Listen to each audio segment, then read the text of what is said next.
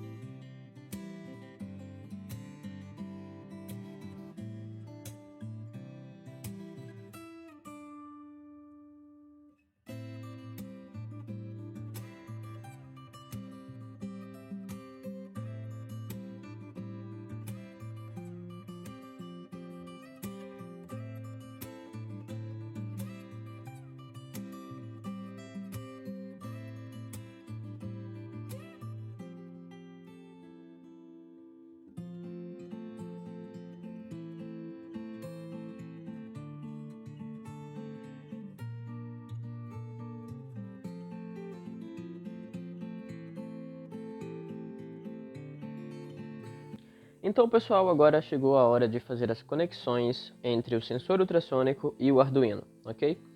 Eu meio que já juntei 4 fios aqui, ok? Preto, vermelho, branco e amarelo. Onde o vermelho e o preto serão basicamente ground e o VCC, no caso o 5 volts, né? E o amarelo e o branco vão ser o trigger e o echo. Vou fazer a conexão e mostrar. Ok, não liguei muito para a minha loucura aqui, mas trigger pra mim lembra tigre, por mais que o significado seja gatilho, ok? Pra mim lembra tigre, então eu vou pôr o fio amarelo no trigger, só pra não esquecer. O echo vai no branco, ok? E o vermelho e preto vão ser os 5 volts do Arduino e o ground. Ok, como vocês podem ver aqui, o trigger eu liguei no 12, certo? E o echo eu liguei no 13. No caso, nos pinos 12 e 13 do Arduino. Já fiz a conexão tanto do VCC quanto do ground. E agora é só a gente partir para a programação. Ok, pessoal, estamos aqui de volta no código que nós fizemos algumas aulas atrás, que é aquele código que a gente montou as funções, motor 1 frente, enfim. E agora nós vamos programar a parte que comanda o sensor ultrassônico. E nós vamos usar a biblioteca newping, portanto, vamos dar o include, ok? Hashtag include newping.h. E agora vamos criar as constantes necessárias. Vou dar um simples Ctrl V aqui, porque eu já tenho copiado. Ok. Criei um define para o trigger, que no caso a gente sabe que é o pino 12. Criei um define para o echo, que vai ser no pino 13. E um dm, que é basicamente a distância máxima. Ok? Isso aqui são variáveis que mais tarde vão fazer sentido. Eu explico já já, ok? E aqui embaixo, em homenagem a Matheus André, como ele fez na aula dele, quando ele declarou o sensor ultrassônico que ele criou como olhinho, eu vou fazer o mesmo aqui. Vou criar um objeto, ok, da classe newPing, que se chama olhinho.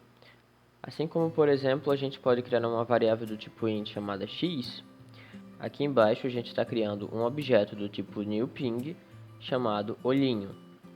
E esse objeto está recebendo esses valores aqui para ser inicializado, ok? Vamos fazer o seguinte, vamos mudar tudo isso aqui para define, ok? Então motor 1 pino A igual a 4. Não, isso aqui vai ser define. Portanto, a gente tem que apagar esse igual. A gente só botou esses ints aqui naquela hora porque, como eu introduzi funções, eu precisava dar uma boa ideia para vocês de como é que se declaram as variáveis, ok? Como nós declaramos as variáveis. Portanto, eu troquei de define para int, mas agora já não tem mais sentido, é melhor deixar logo tudo define mesmo. Ok, vou apagar aqui e vou deixar assim. Agora está tudo define, tudo bonitinho. Lembrando que não muda nada, ok? Continua funcionando do mesmo jeito. Até porque a gente não vai mudar. Isso aqui vai ser sempre uma constante. Portanto, é melhor que esteja como define. Na codificação, eu mudei outra coisa no código, ok? Antes, para botarmos o carro para frente, por exemplo, aqui é a void loop, ok? Nós precisávamos escrever assim: motor 1 frente e, por exemplo, 255, ponto e vírgula, motor 2 frente, 255, ponto e vírgula. Isso era meio chatinho. O ideal era que tivesse, por exemplo, só uma função chamada frente e você passasse 255 e ele já fizesse esse trabalho aqui, ok?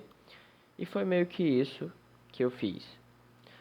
Se você subir aqui em cima, você vai ver que, por exemplo, tem uma nova função chamada frente que já possui as funções motor 1 frente e motor 2 frente, correto? E não existe só essa função frente, existe a função esquerda, direita, ok? Trás, frear e desligar motores, correto? Assim a gente não precisa botar duas funções, uma para cada um motor. Qual que vai ser a ideia aqui? Observem, todos os pinos já estão setados como input ou output, correto?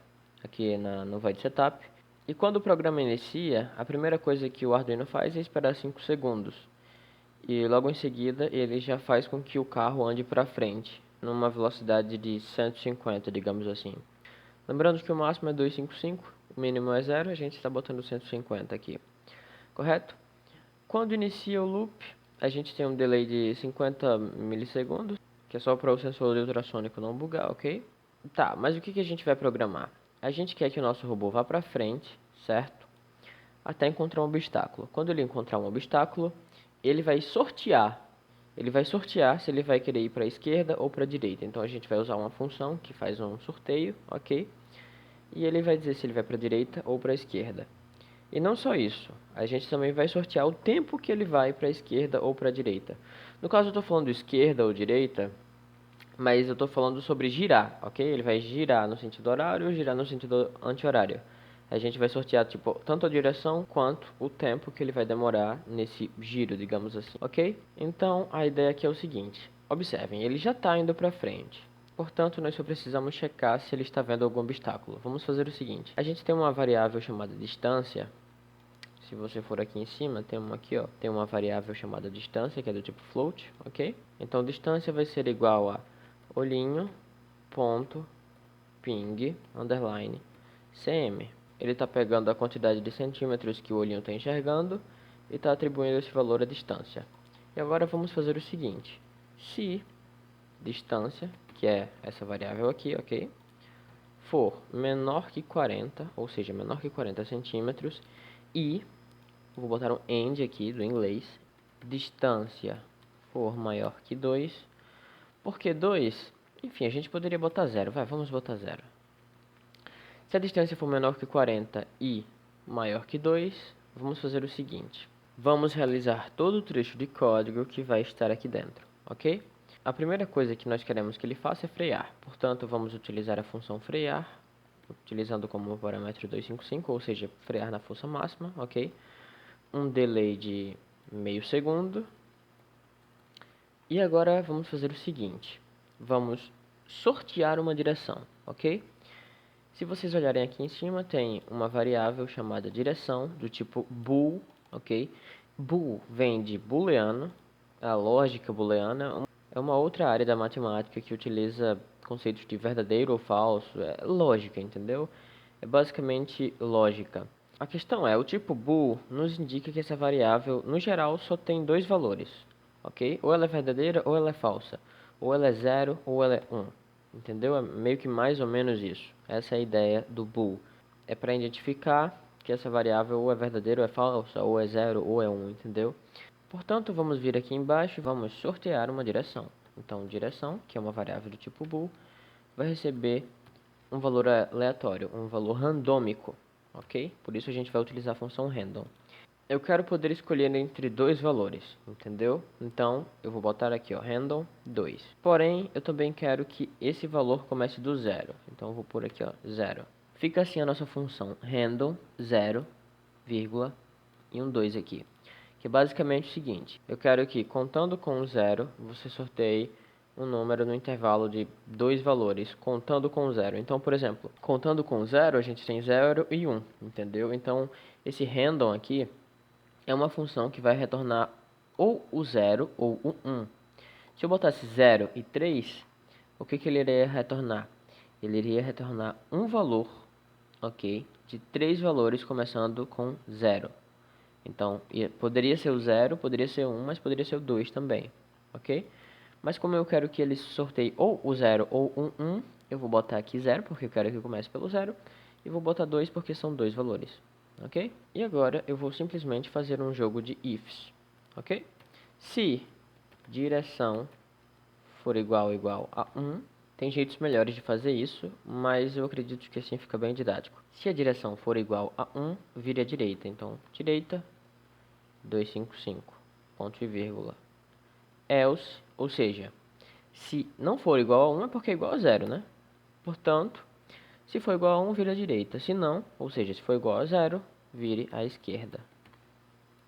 Mas não só isso, a gente também tem que definir o tempo que ele precisa ficar girando, ou para a esquerda ou para a direita, né? Então a gente precisa de um delay aqui. Eu quero que o valor mínimo seja 1 segundo, então eu vou botar aqui, ó, delay 1000, certo? Se eu deixasse só assim, ele ia girar ou para a esquerda ou para a direita durante 1 segundo, mas eu quero que vá entre 1 segundo e 2 segundos, ok? Então vou fazer o seguinte, vou botar delay 1000 mais, certo? Random, quero que comece do zero e quero que vá até o valor 1001, correto? No caso, até o valor 1000, né? Porque o 1001 não conta. Ele pode sortear o 0, pode sortear o 1, pode sortear o 2, o 3, o 4, o 999, enfim, aqui tem vários números aqui dentro, né? Ele pode sortear o 999 e o 1000, ok? 0, 1, 2, 3, 4, tan, tan, tan, 999 e 1000. E logicamente eu vou fechar esse parênteses aqui. Observem o que está acontecendo. É basicamente um delay, ok? que o mínimo vai ser 1000. Então vai ser 1000 mais alguma coisa. No caso, 1000 mais um valor aleatório, que pode ser 0, 1, 2, 3. Então, basicamente, o máximo que ele pode esperar aqui é 2000. Ok? É só para ficar uma coisa mais bonitinha. Então, recapitulando. Se a distância for menor que 40 centímetros e maior que 0, ele vai frear, vai esperar meio segundo, vai sortear uma direção randômica, ok? Se a direção for igual a 1, ele vai virar para a direita. Se não for igual a 1, né? Se for igual a 0, ele vai virar para a esquerda. E aí ele vai esperar um tempo randômico, correto? Entre 1 e 2. E depois ele tem que seguir em frente. Frente, 255. 255 não, vou botar 200. Frente 200, tá bom. E eu acredito que com isso, o nosso código para o nosso robô já está pronto. Então, pessoal, eu aproveitei que é bem de manhã cedo e o vizinho tá dormindo para fazer o teste na calçada dele. Olha lá o nosso robô. Opa, opa, opa, opa, opa, opa. Eu botei aqui um papelão na frente para ele poder enxergar bem. Olha, ele tá saindo muito bem, eu acho. Ele ficou meio que preso num loop infinito na parede, mas ele conseguiu sair. Opa, não vai, não vai. Nossa, ele tá indo muito bem. Não cai! Ah, droga. Seja feliz, rapaz.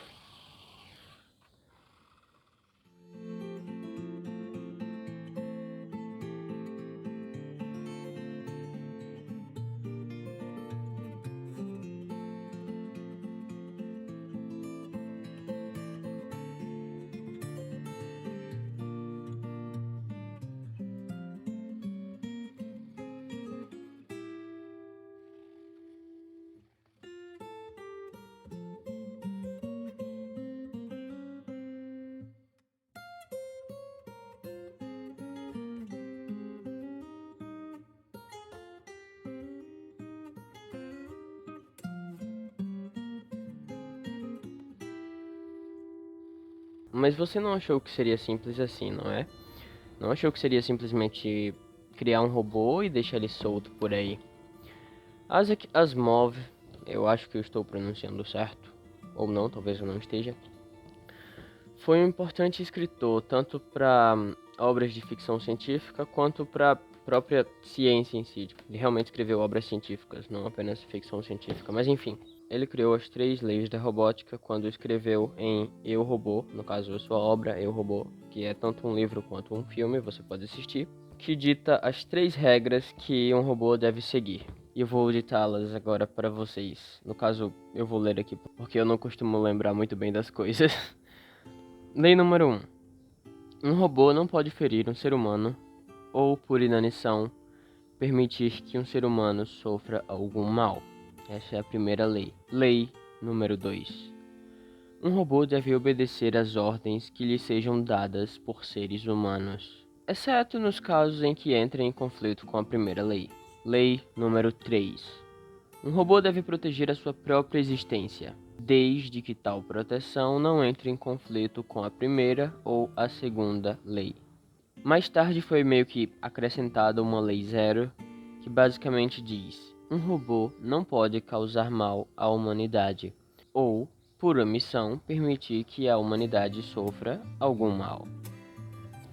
Eu sou o Gabriel Sebastião e digo que foi muito bom ter todos vocês aqui comigo no Mandacaru Pod.